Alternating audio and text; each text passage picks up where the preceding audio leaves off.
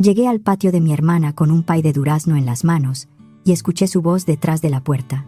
Ojalá Inés haya tenido un accidente y ya no venga.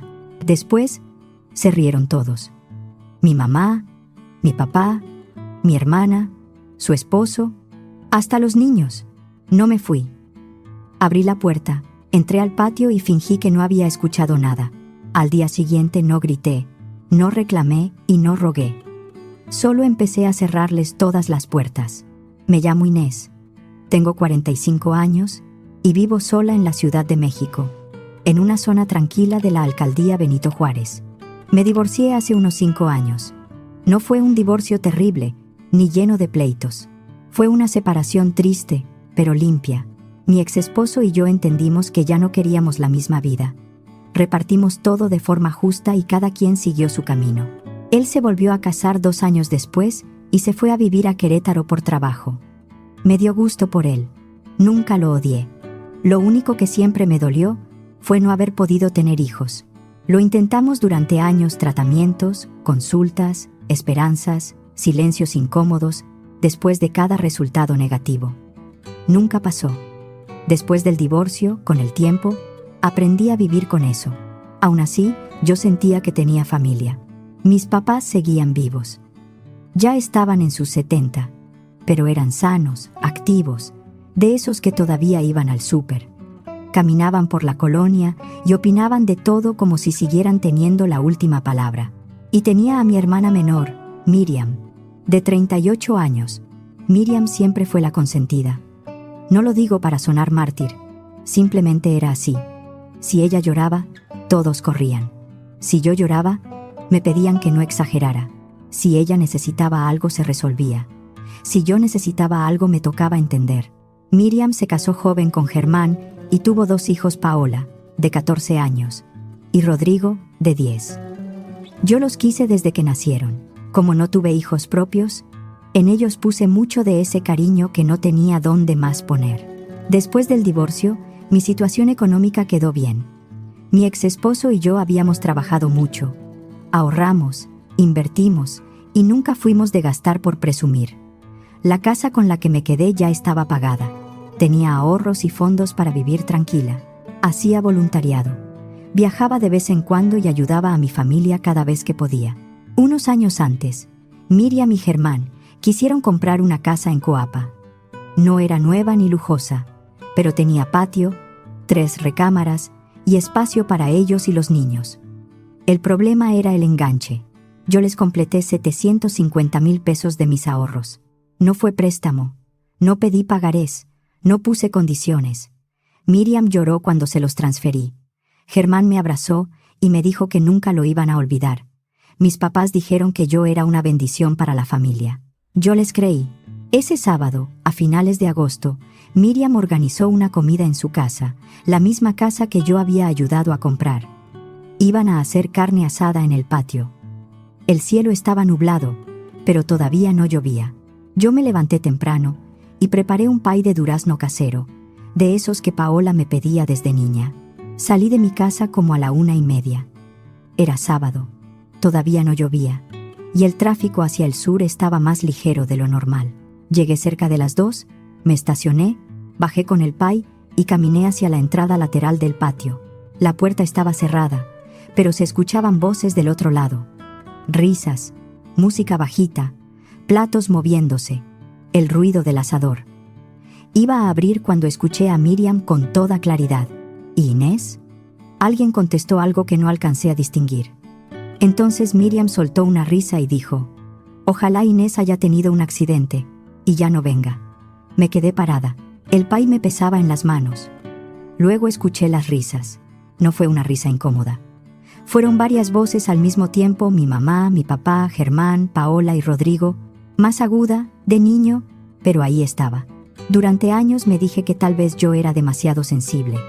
Que si no me llamaban, si solo me buscaban cuando necesitaban algo, era porque todos estaban ocupados. Pero esa frase no dejaba espacio para acomodarla. Ojalá Inés haya tenido un accidente y ya no venga. Y todos se rieron. Pensé en irme. Pensé en regresar al coche, poner el pay en el asiento y manejar hasta mi casa sin mirar atrás. Pero no lo hice. Abrí la puerta y entré al patio como si nada. Nadie sonrió cuando me vio. Nadie dijo llegaste. Mi mamá apenas volteó. Mi papá levantó la barbilla, como un saludo a medias. Miriam y Germán fingieron estar ocupados junto al asador. Paola y Rodrigo pasaron corriendo cerca de mí como si yo fuera un mueble. Caminé hasta la mesa y dejé el pay junto a las salsas, las tortillas, el guacamole y una charola de arroz.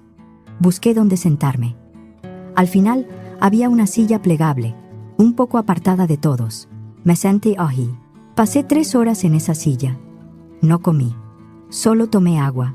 Observé a todos hablar, servirse carne, pedir más tortillas, comentar cosas de los vecinos, de la escuela de los niños, del trabajo de Germán. Nadie me preguntó cómo estaba. Nadie se sentó conmigo. Nadie mencionó el pay mientras se lo comían. Yo estaba ahí, pero era como si no existiera. Cuando la comida empezó a terminar, me levanté y ayudé a limpiar. Recogí platos, limpié la mesa y llevé cubiertos a la cocina.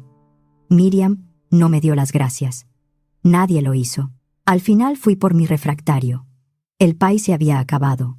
No quedaba ni una rebanada. Nadie dijo que estaba rico. Nadie dijo nada. Tomé el molde vacío. Dije un adiós que casi nadie escuchó y me fui. Al llegar a mi casa dejé las llaves en la entrada, subí a mi recámara y me acosté sin quitarme los zapatos. Me quedé mirando el techo. Una y otra vez escuchaba la frase en mi cabeza. Luego las risas. A la mañana siguiente me levanté temprano, preparé café y me senté en la cocina. No tenía hambre. Necesitaba pensar. Empecé a repasar todo lo que había hecho por mi familia. Los 750,000 pesos para la casa de Miriam habían sido solo el principio. El año anterior pagué los brackets de Paola, 55,000 pesos. Compré una laptop para Rodrigo, 25,000 pesos. A mis papás les di 230,000 pesos para impermeabilizar y reparar humedad. También pagué vacaciones, regalos, uniformes, útiles, reparaciones del coche de Germán y recibos médicos. Y así era como se sentían conmigo. Deseaban que me pasara algo para que no llegara. Tomé mi celular y llamé a Cecilia, una amiga que conocí durante mi divorcio. Era abogada y se especializaba en sucesiones y planeación patrimonial.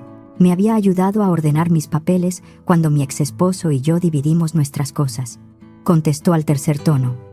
Ceci, soy Inés. ¿Puedo ir a verte? Necesito un consejo. Su voz cambió. Claro. Trae todos tus documentos. Testamento, poderes, beneficiarios, cuentas, seguros. Todo lo que tengas. Al día siguiente, junté una carpeta gruesa y manejé hasta su oficina. Cecilia me recibió con un abrazo, pero no preguntó nada hasta que estuvimos sentadas. Cuéntame, dijo. Le conté todo: la comida, la puerta del patio, la frase de Miriam, las risas, la forma en que todos me ignoraron después. También le conté lo que les había dado durante años. Cecilia escuchó sin interrumpir. Solo tomó algunas notas. Cuando terminé, abrió mi carpeta. Los 750,000 pesos que le diste a Miriam para la casa, dijo. ¿Tienes algún documento firmado? ¿Algo donde diga que era préstamo? ¿Un mensaje donde ella reconozca que debía devolvértelo? Negué con la cabeza. No. Se los di como ayuda, como regalo. Cecilia respiró hondo. Entonces legalmente no puedes exigir que te los regrese. Fue una donación sin condiciones. Sentí un hueco en el estómago. ¿O sea que se queda con ese dinero después de lo que dijo? Me temo que sí. Pero sí podemos asegurarnos de que no reciba nada más de ti. Podemos revocar poderes, cambiar beneficiarios, modificar tu testamento y revisar si tiene acceso a cuentas o tarjetas. Me quedé callada.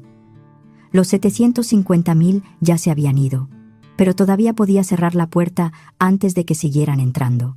Quiero hacerlo, dije. Cecilia me miró con cuidado. No tomes una decisión así solo por enojo. No es solo enojo, es claridad. Esa tarde regresé a casa y saqué todos mis papeles del archivero: testamento, poderes notariales, seguros, beneficiarios de cuentas, escritura de la casa, estados de cuenta. todo. Y ahí entendí algo que me dio náusea. Miriam estaba metida en demasiadas partes de mi vida. Tenía un poder notarial para hacer trámites si yo no podía. Aparecía como contacto de emergencia y persona autorizada en mis documentos médicos. Tenía una tarjeta de crédito adicional y figuraba como beneficiaria en mi seguro de vida. No era dueña de mi dinero, pero tenía más acceso del que yo debí permitir. En mi testamento aparecía como heredera principal. Mis papás eran herederos secundarios. Paola y Rodrigo también estaban incluidos. Miré esos papeles durante varios minutos. La gente que acababa de reírse de la idea de que yo tuviera un accidente estaba lista para quedarse con todo si algo me pasaba. Al día siguiente volví con Cecilia. Quiero revocar el poder de Miriam, dije apenas me senté. Quiero cambiar mi testamento. Quiero sacar a mis papás, a Miriam y a los niños de todo. También quiero revisar que Germán no aparezca en ningún documento. Cecilia no escribió de inmediato. ¿Estás completamente segura? Completamente. ¿A quién quieres dejar como beneficiario? Pensé unos segundos. No lo sé todavía. Tal vez a una fundación, tal vez a varias. Lo único que sé es que ellos no van a recibir nada. Cecilia asintió. Entonces, vamos a hacerlo bien. Pasamos horas revisando documentos. Preparó revocaciones. Me explicó qué debía formalizar ante notario y me hizo una lista de bancos, seguros e instituciones donde cambiar beneficiarios. Esa semana me consiguió una cita con un notario de confianza, David Torres. Fui con él, firmé las revocaciones y empecé el Nuevo Testamento. Línea por línea, sacamos a Miriam, a mis papás, a Paola y a Rodrigo. También revisamos que Germán no apareciera como beneficiario ni contacto autorizado. No era porque odiara a los niños, pero en ese momento necesitaba protegerme por completo. Después decidiría si alguno merecía otro lugar en mi vida. Cuando terminamos, David me entregó copias certificadas y Cecilia me dio otra carpeta con instrucciones. Guarda esto en un lugar seguro, me dijo. Y ve al banco cuanto antes. Salí de ahí sintiendo que, por primera vez en años, estaba haciendo algo por mí. Al llegar a casa, llamé a un cerrajero. Vino esa misma tarde y cambió las cerraduras de la puerta principal, la puerta trasera y la reja. Miriam tenía una copia vieja de mis llaves por cualquier emergencia. Mis papás también tenían otra. Ya no. Al día siguiente fui al banco. Pedí hablar con Sofía, la gerente que me atendía desde hacía años. Cuando entré a su oficina, cerró la puerta y me ofreció café. No, gracias. Necesito revisar todos los accesos autorizados. Sofía abrió mi expediente. Tienes una tarjeta de crédito adicional a nombre de tu hermana Miriam. Quiero cancelarla de inmediato. Levantó la vista. ¿La cancelamos? Sí. También quiero quitar cualquier autorización. Cambiar claves, preguntas de seguridad, acceso a banca en línea y pedir reposición de tarjetas solo a mi nombre. Sofía se sorprendió, pero fue profesional. Claro. Lo hacemos ahora. Tardamos casi una hora. Firmé formatos, cambié contraseñas y activé alertas en mi celular. Al salir, respiré profundo. Cada firma me dolía, pero también me devolvía control. Unas horas después sonó mi teléfono. Era Miriam. Inés, ¿qué está pasando?, dijo sin saludar. Acabo de intentar comprar útiles para los niños y la tarjeta salió rechazada. Porque quité tu acceso. Hubo un silencio. ¿Qué? ¿Por qué harías eso? Porque escuché lo que dijiste en la comida. ¿De qué hablas? Te escuché decir que ojalá hubiera tenido un accidente para no llegar. Y escuché cómo todos se rieron. Tus hijos, Germán, mis papás, todos. Miriam tardó un segundo. Eso es ridículo. Seguro escuchaste mal. No soy sorda, Miriam. Estás exagerando. Fue un comentario tonto. No fue tonto para mí. Inés, no puedes hacer este drama por una broma. No fue una broma. Y aunque lo hubiera sido, ya entendí cómo me ven. Miriam soltó aire con fuerza. ¿Entonces qué? ¿Ahora nos vas a castigar? ¿Vas a dejar a los niños sin ayuda por tu orgullo? Sentí como me ardía la cara, pero mantuve la voz tranquila. No voy a seguir siendo tu cajero automático. Inés, no vuelvas a llamarme para pedirme dinero. Colgué. Media hora después empezó el desfile de llamadas. Primero mi mamá, luego mi papá, después Germán. Luego Miriam otra vez. No contesté. Los mensajes llegaron uno tras otro.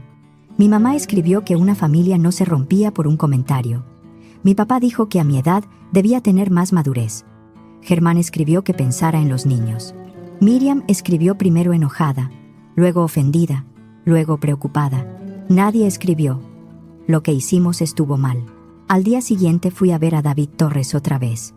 Llevé escrituras, pagos de predial, documentos de mantenimiento y todo lo relacionado con mi casa. Quiero proteger mi casa, le dije. No quiero que nadie de mi familia pueda reclamarla, ni ahora ni cuando yo muera. David revisó los papeles con calma. Podemos dejar instrucciones claras en tu testamento y estructurar un fideicomiso patrimonial si quieres mayor orden. Tú seguirías viviendo y disponiendo de tus bienes mientras estés viva. Después, se cumplirían las instrucciones que dejes. Quiero que la casa se venda cuando yo falte y que el dinero vaya a una fundación.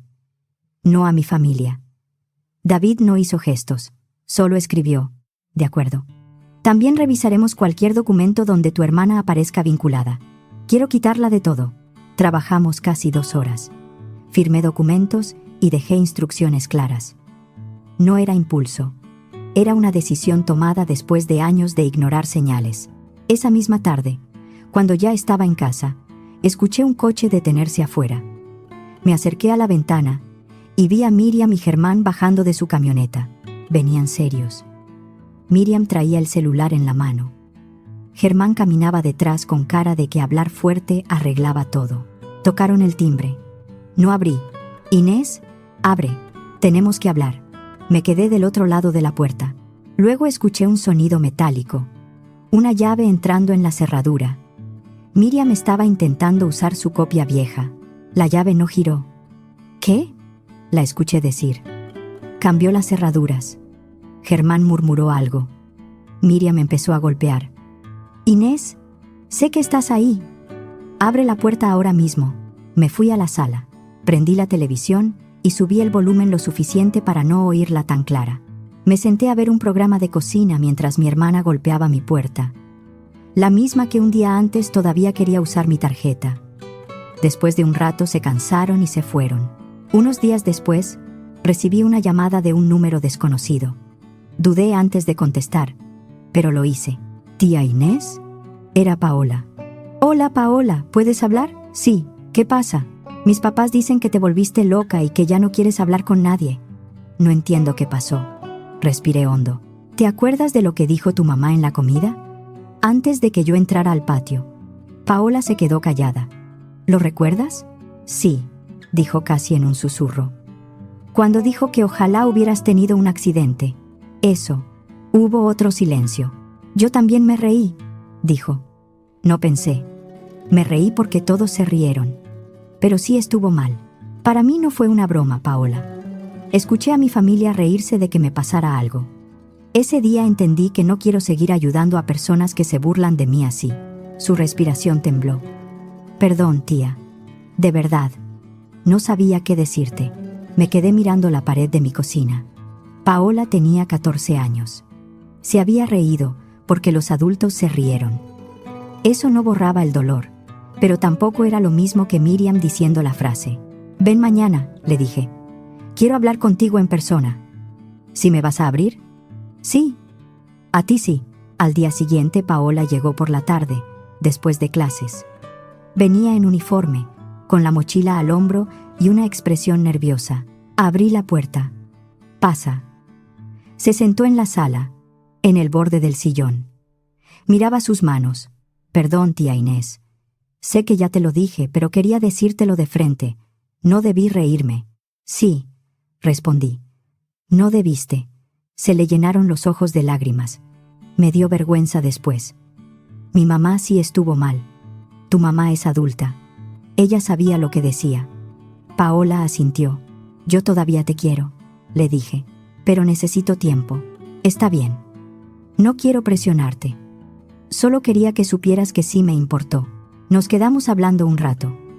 Me contó de la escuela, de una amiga con la que se había peleado y de que ya pensaba qué estudiar después de la prepa. Por momentos se sintió casi normal. Cuando se fue, sentí un poco de alivio. Los siguientes días fueron tranquilos. Luego mi familia empezó a aparecer otra vez. Primero llegaron mis papás. Tocaron el timbre varias veces. «Inés, esto ya se salió de control», dijo mi mamá desde afuera. «Somos familia. No puedes abandonarnos por un comentario». No contesté. «Estás siendo injusta», agregó mi papá. «Abre. Tenemos que hablar como adultos». Al día siguiente, fueron Miriam y Germán.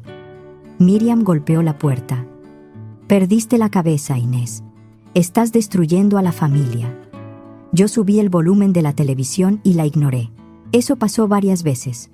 A veces iban mis papás, a veces Miriam, a veces Germán se quedaba en la banqueta hablando por teléfono para que los vecinos escucharan.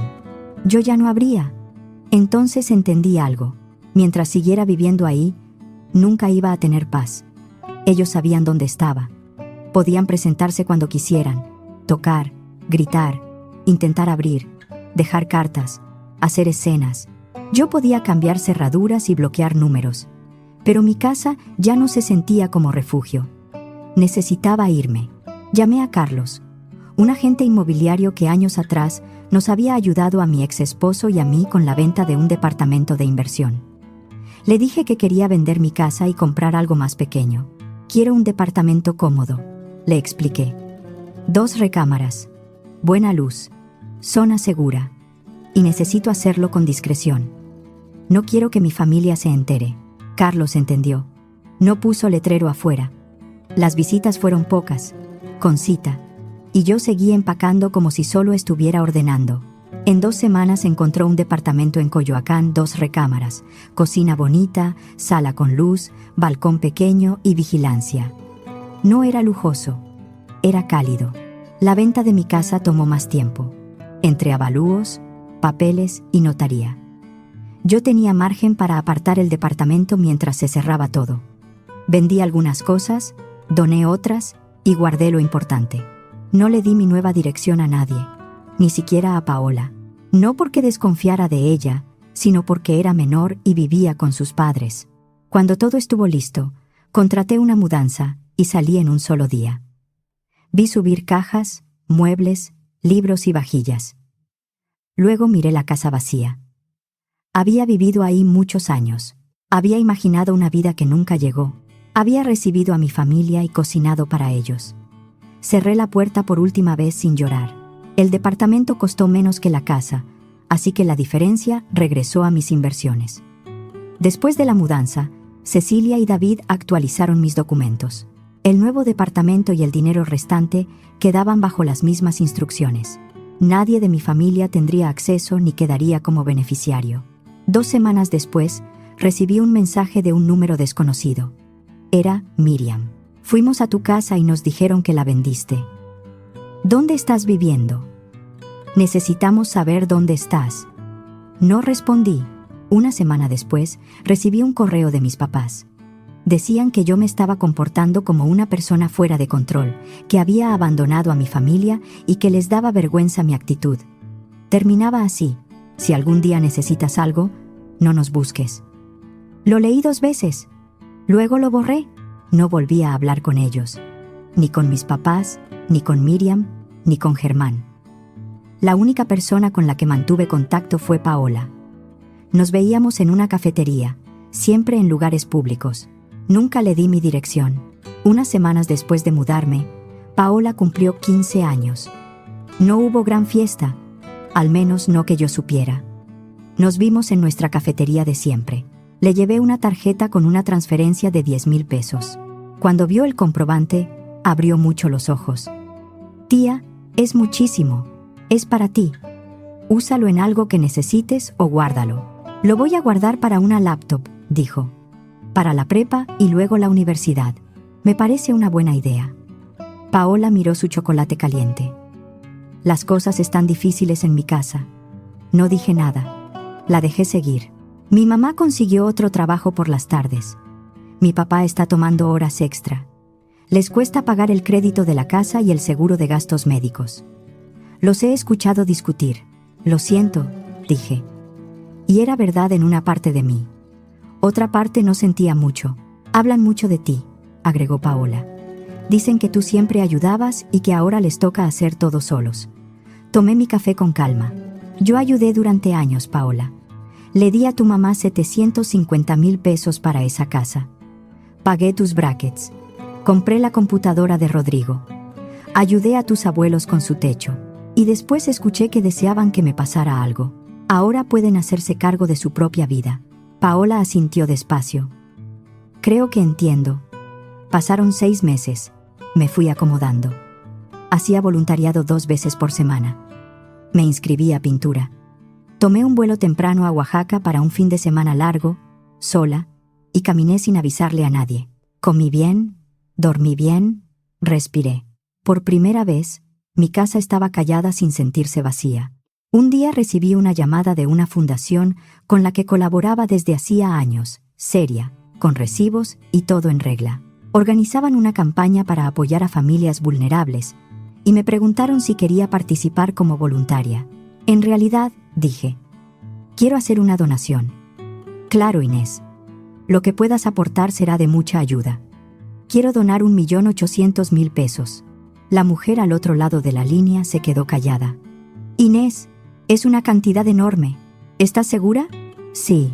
Después de vender la casa y ordenar mis inversiones, ese dinero ya estaba separado. Antes pensaba usarlo para ayudar a Miriam cuando cumpliera 40. Quería darle una sorpresa grande y bajar parte de su deuda hipotecaria para que respirara más tranquila. Ya no. Ese dinero iba a ir a personas que realmente lo necesitaban. Familias que quizá nunca sabrían mi nombre, pero que no se burlarían de mí detrás de una puerta.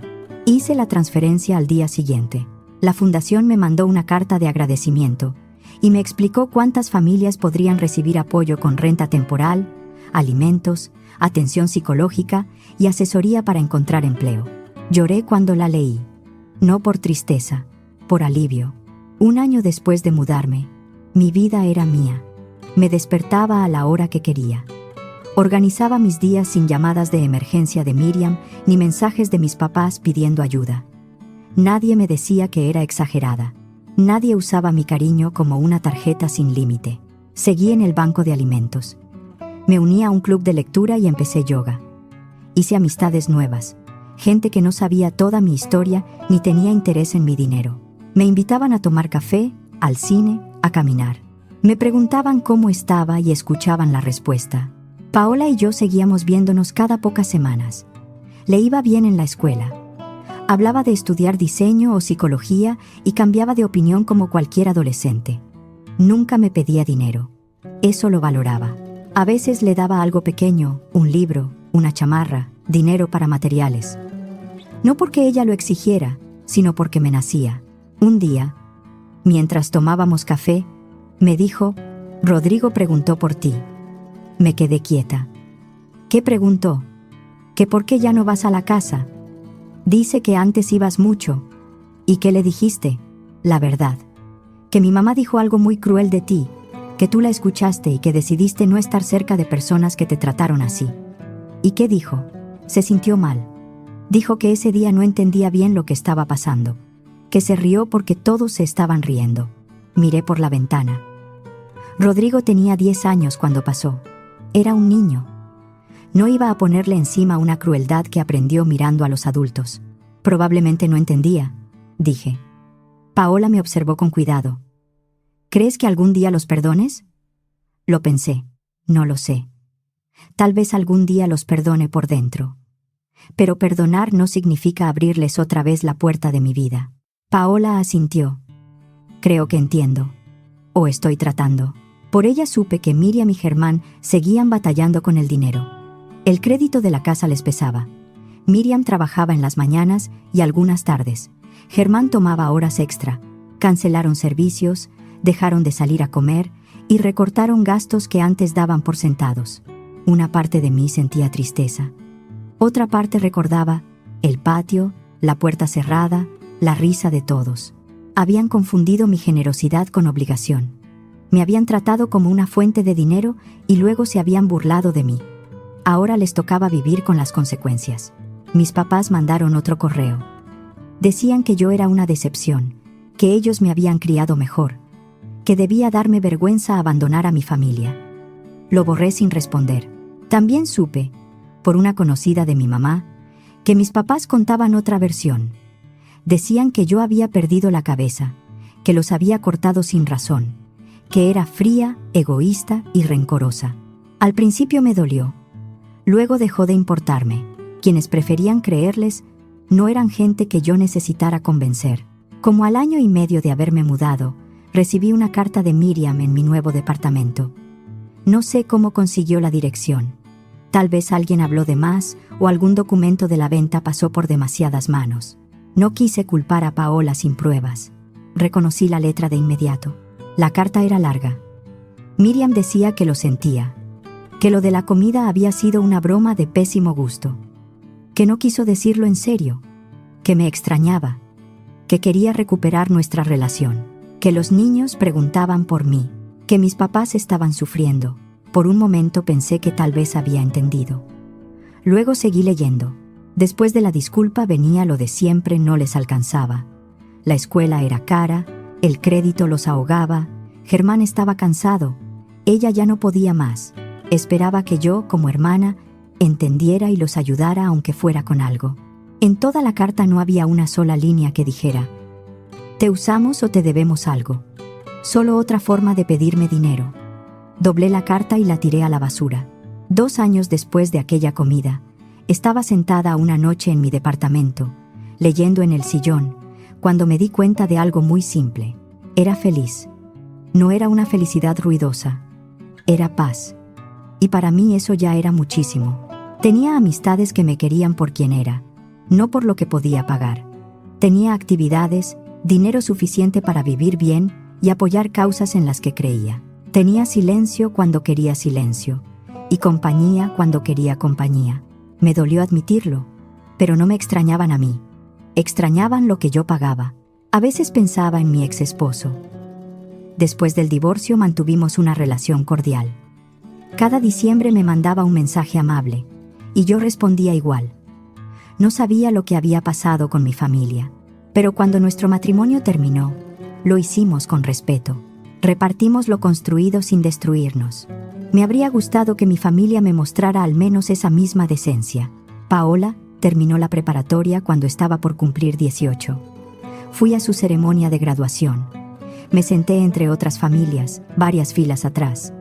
Miriam y Germán estaban ahí. También mis papás. Los vi de lejos, pero no nos hablamos. Ni siquiera cruzamos miradas. Cuando terminó la ceremonia, salí al patio de la escuela y esperé junto a una jardinera. Paola me vio con su toga y birrete, y corrió hacia mí. «¿Viniste?» «Claro que vine». La abracé y le entregué una tarjeta. «Es para la universidad». La abrió y vio el comprobante de una transferencia por 90,000 pesos. Se le llenaron los ojos de lágrimas. «Tía Inés, no tenías que hacerlo». «Lo sé, por eso lo hago. Úsalo para libros, una computadora, materiales o lo que necesites». Me abrazó otra vez. «Gracias. Has sido muy buena conmigo, incluso cuando yo me porté horrible. Te equivocaste y pediste perdón de verdad. Eso importa». Paola se fue a la universidad ese otoño. Me llamaba para contarme de sus clases, de sus profesores, de la muchacha con la que rentaba cerca de la universidad, de sus dudas y sus planes. Yo estaba orgullosa de ella, no porque fuera perfecta, sino porque había aprendido algo que muchos adultos de mi familia nunca entendieron cuando lastimas a alguien. No basta con decir era broma. Hay que reconocerlo. Yo seguí con mi vida tranquila. Donaba a fundaciones. Hacía voluntariado. Viajaba cuando se me antojaba. Pasaba tiempo con amigos que me valoraban. Cocinaba para mí. Compraba flores para mi sala. Iba al cine sola sin sentirme rara. 3 años después de aquella comida en el patio de Miriam, puedo decir con honestidad que no extraño la tensión de esperar qué iban a pedirme. No extraño sentirme invisible hasta que necesitaban dinero. No extraño sentarme en una mesa donde mi presencia pesaba menos que mi cartera. La única relación que conservo es con Paola, y para mí es suficiente. Lo que más me costó aceptar no fue perder a mi familia, sino entender que durante años confundí ayudar con dejarlos entrar sin límite a mi vida.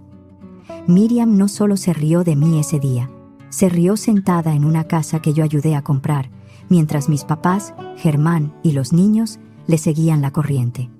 Ahí entendí que mi dinero sí les servía, mi presencia no tanto. Cuando quité las tarjetas, cambié el testamento, vendí mi casa y dejé de contestar. No les quité nada que fuera suyo. Dejé de regalar lo mío. Mi familia no se rompió cuando puse límites. Ya estaba rota. Yo solo dejé de pagar para no verlo. Y esa paz, aunque tardé en acostumbrarme, terminó siendo mía.